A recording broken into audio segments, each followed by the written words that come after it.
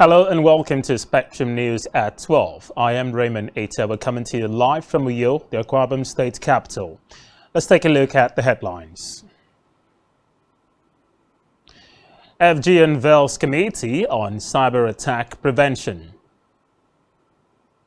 Immigration Chairman Idris orders 24-hour border closure on February 25. Plus, China calls for Russia-Ukraine ceasefire as claims to neutrality questioned. We will bring you details of these stories and more in a moment.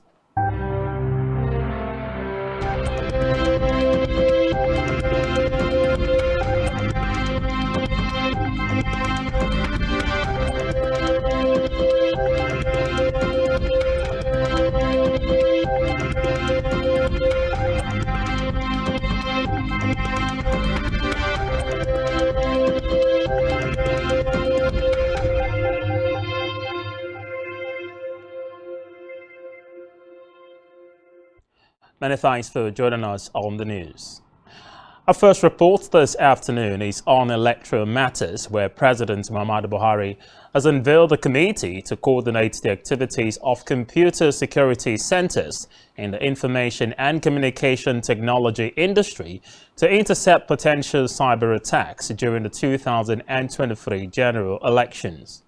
The president, who was represented by the Minister of Communications and Digital Economy, Issa Pantami, stated that the committee will advise the federal government on appropriate measures to protect the country's cyberspace and ICT infrastructure from potential attacks, especially during the election. According to him, the committee will be led by the chairman of the Nigerian Communications Commission, Adeolu Akande. During the inauguration of the committee in Abuja, it stated that with the increased role of the ICT in online activities and its crucial role in the conduct of the 2023 elections, the job of the committee is to assist the country in conducting a free, fair and credible election. Meanwhile, the Nigeria Immigration Service, NIS, has ordered the closure of the country's borders throughout Saturday for the presidential and National Assembly elections. Controller General of the NIS, Issa Idris, gave the directive to the command controllers across the country in a circular. Accordingly, all command controllers, especially those in the border states, are to ensure strict enforcement of the directive.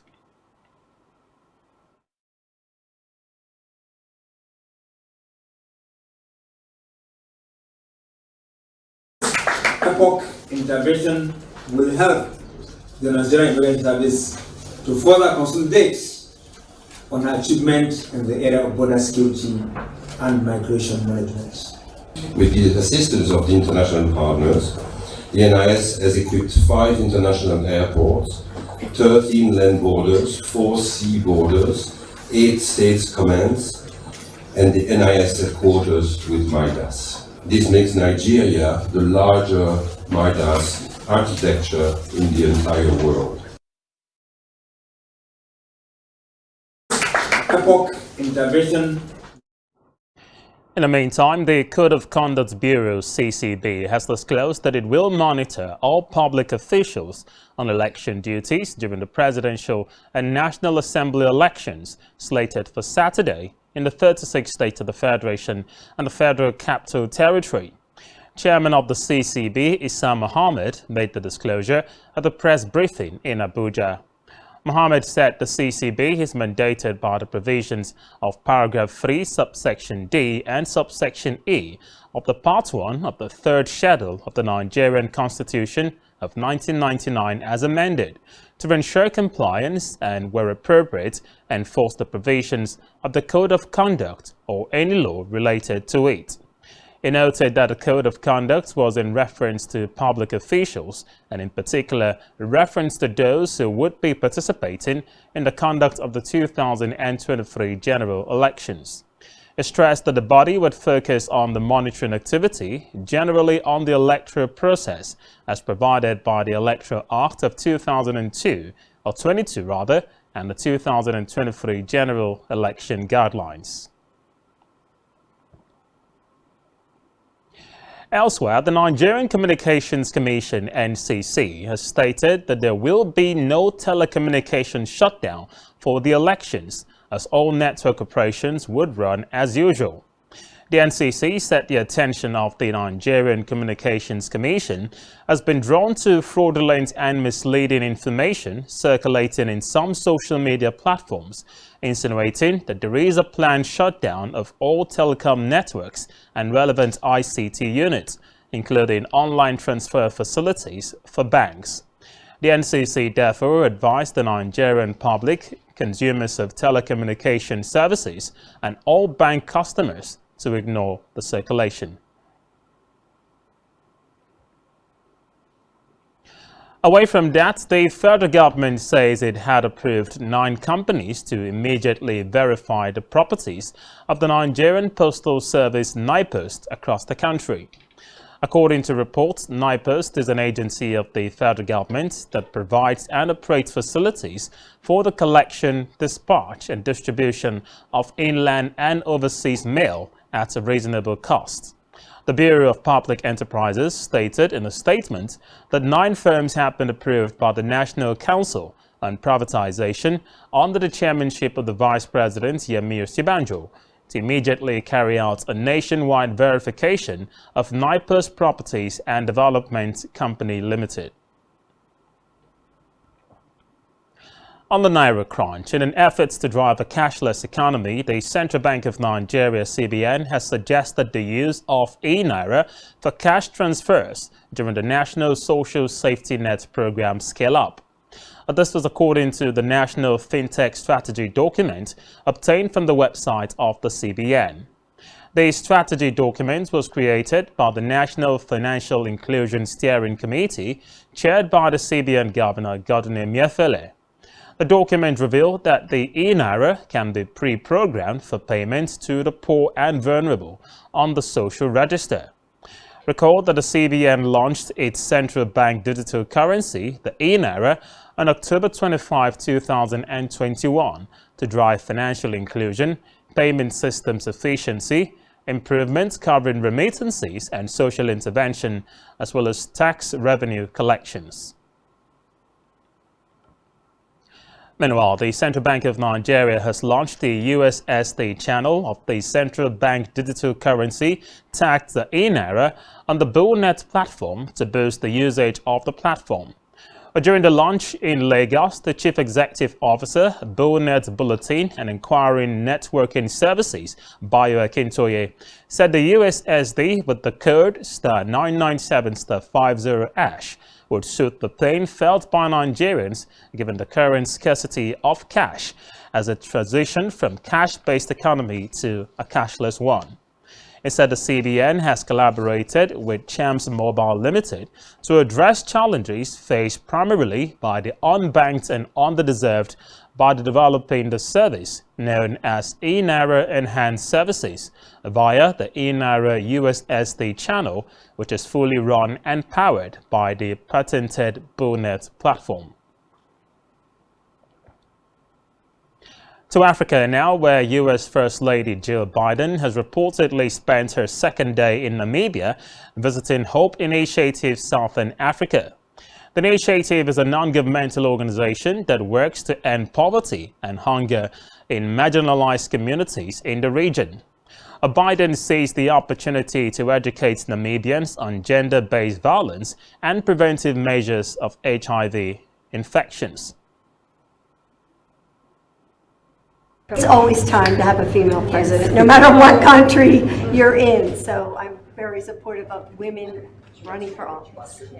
Thanks. Because it's just, it's so great for me to be able to bring a member of the family. I think it's a tradition, or actually that we've seen other families from first families bring members of their family to just see the rest of the world and just experience it, and it's meant a lot. It's always time to have a female president, no matter what country you're. Well, still in Africa, Burkina Faso has announced a recruitment drive for 5,000 soldiers to serve in the army for at least 5 years to aid the country in its fight against jihadists. According to reports, the country has been battling insurgency since 2015. Defense Minister Kasum Kulabali said in a statement that the recruitment of young male soldiers will extend from February 28 to March 7, and enlistees must have been born between January 1, 1988 and December 31, 2003. Recall that it is the third time in less than a year Burkina Faso Army has organized such recruitment.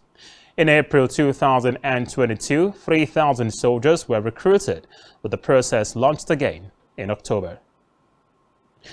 On our foreign scene, China has reiterated its calls for a political settlement to the Ukraine conflict on the one-year anniversary of Russia's invasion, as Beijing is under increasing pressure from the United States and its allies over its growing partnership with Moscow. According to reports, Beijing's claim to neutrality has been undermined by its refusal to acknowledge the nature of the conflict and have so far avoided its diplomatic and economic support for Moscow. Meanwhile, China's foreign ministry has called for a resumption of peace talks, an end to unilateral sanctions, and also stressed its opposition on the use of nuclear weapons. Still on the foreign scene, U.S. officials say the United States is planning to increase the number of its troops training Taiwanese FORC forces in the self-governing island in the coming month. In a talk with bipartisan U.S. congressional delegation, Taiwanese President Tsai Ing-wen said that the two militaries would cooperate and plan to bolster military exchanges. According to Defense Department data, the U.S. had been between 20 and 40 troops based in Taiwan in recent years. Meanwhile, Secretary of State Antony Blinken said China may provide Russia with lethal support for its war in Ukraine. Still to come in the news. Manchester United beats Barcelona to reach Europa League last 16. To stay with us.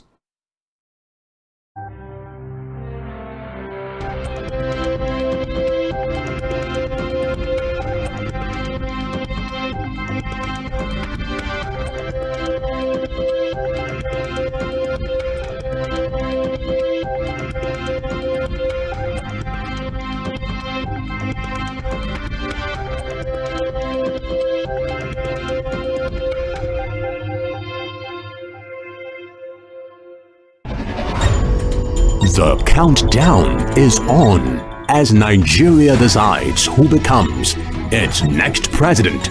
The 2023 elections is upon us and the stage is set. At Spectrum TV, we have just one job: to keep you professionally and effectively informed round the clock as Nigeria decides.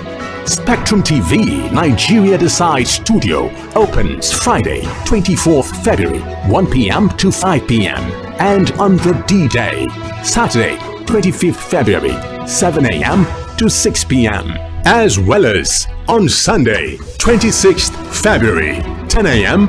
to 3 p.m. Join the conversation on our phone lines on 0704 541 7707 090 222 31011 and 0813 775 8639, as well as on all our social media platforms. Spectrum TV Nigeria Decides Studio.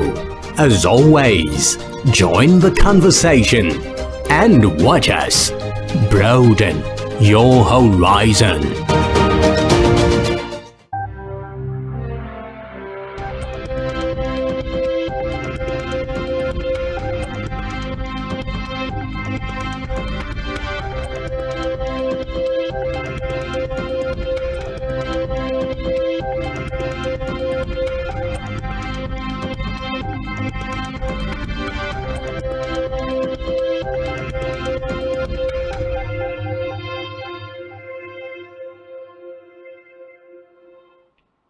Welcome back and many thanks for staying tuned. And now on our business news, power distribution companies have stepped up the quantum of electricity load allocation that they receive and distribute to consumers across the country, as the latest data from the federal government showed a reduction in the amount of unutilized energy by the discos. Data released by the federal government-owned transmission company of Nigeria, the TCN, on daily discos load summary from February 4 to 10, 2023 showed that the cumulative excess load allocation that was taken and distributed by the discos during the period was 897 megawatts. The report, however, indicated that the total quantum of energy that was not utilized during the same period was 407.53 megawatts, adding that Nigeria's daily power generation has been hovering between 4,500 megawatts and 5,000 megawatts for some weeks. An analysis of data for the 11 discos indicated that on February 4, 7 of the power firms took a cumulative excess load allocation of 97.96 megawatts, while 4 others could not utilize a total of 63.68 megawatts. Still in business, the Association of Chief Compliance Officers of Banks in Nigeria, ACOBIN, has called for more collaboration between deposit money banks in the country and law enforcement agencies to combat financial crimes in banks. Chairman of ACOBIN, Adeboye Ogunmolade, made the call during its recently concluded 3-day retreat. Ogunmolade, in his opening remarks, said the association requires a shift to improve strategies, thus the necessity of the retreat. While speaking at the event, the Economic and Financial Crimes Commission, EFCC Zonal Commander, Lagos, Ahmed Gali, emphasized the need for the importance of the yearly retreat to building a stronger compliance culture in the Nigerian financial sector. According to him, the spate of fraud perpetrated through financial institutions, ranging from money laundering, cybercrimes, kidnapping for ransom in Nigeria, has led to an unprecedented focus on the depth and effectiveness of compliance and regulation, adding that there is need to make the most use of technology, thorough engagement of all employees, partnering with regulators, and collaboration among all financial institutions. And now in health, United States senators visiting South Africa to assess the impact of a major American-funded HIV and AIDS scheme have vowed to renew the program despite Pretoria's close ties with Russia. South Africa has forged ahead with highly controversial naval exercises jointly staged with Russia and China, and coinciding with the one-year anniversary of the Kremlin's invasion of Ukraine. Reports say that the exercises were launched on Wednesday off the eastern coast of South Africa, despite calls for them to be postponed or cancelled. But still in health, a professor of obstetrics and gynecology at the Ahmadu Bello University Zaria, Solomon Abimide, says women experiencing irregular ovulation should go to the hospital for proper evaluation by maternal health experts. The gynecologist disclosed this in an interview with newsmen, adding that irregular ovulation could lead to infertility if not properly treated. He urged women with the condition to avoid self-medication and seek help. Professor Vidime identified polycystic ovarian syndrome, a hormonal disorder, premature ovarian failure, thyroid dysfunction, diabetes mellitus, and excessive weight gain as some of the health conditions that are associated with irregular ovulation. The maternal health expert also stated that a high-fat and low-fiber diet could predispose women to irregular ovulation. According to him, about 20% of women of reproductive age have irregular ovulation, also known as anovulation. And now in sports, Manchester United produced a memorable second-half comeback to reach the Europa League last 16 and knock out FC Barcelona in the process. Brazilian duo Fred and Anthony, who came on as a half-time substitute, both drilled them low first-time shots in front of an ecstatic Stretford end. It was a victory that looked so unlikely at half-time as Barcelona led thanks to a goal from Robert Lewandowski's 18-minute penalty after Bruno Fernandes' needless foul on Alejandro Balde. But Anthony's arrival for struggling forward Wood Vegas changed the course of the tie as it injected more pace into United's attacks, which the La Liga leaders failed to deal with. Erik ten Hag's side now move on to Wembley, where they will look to collect their first silverware since 2017, when they face Newcastle United in the EFL Cup final. But still in sport, world number 2 Carlos Alcaraz beat 86th ranked Fabio Fognini in Italy in a thriller to advance to the quarterfinals of the Rio Open. The 19-year-old Spanish phenom battled back after losing the first set, going on to win 6-7, 6-2, 6-4. Fognini, a 35-year-old veteran with 9 single titles, went down 3-0 to the defending champion in the opening set, before battling back with a string of masterful rallies. He broke Alcaraz's serve to equalize at 5-5 and then won the set in a tie-breaker. But Alcaraz rode back in the second, going up 4-0, and carried his momentum through the final set to take the match. On entertainment, Nigerian multi-talented singer and producer Kel-P has released his debut EP titled Bully Season 1 as he aims to solidify his foray into singing.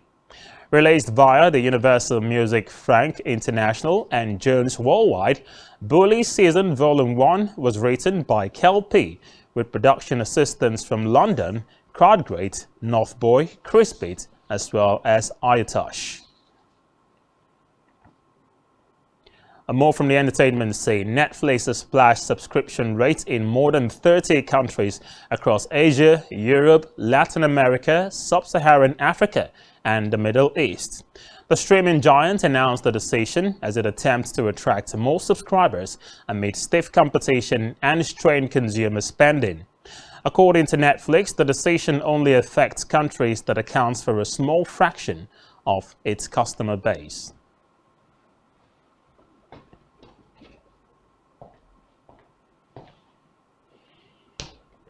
But that's all we have for you at this time. Many thanks indeed for joining us. Don't forget, you can subscribe to our YouTube channel and do well to follow us on all of our social media platforms. Simply search on our website, spectrumtv.ng. You've been watching the news at 12. Many thanks for joining us. I am Raymond Ita. Good afternoon.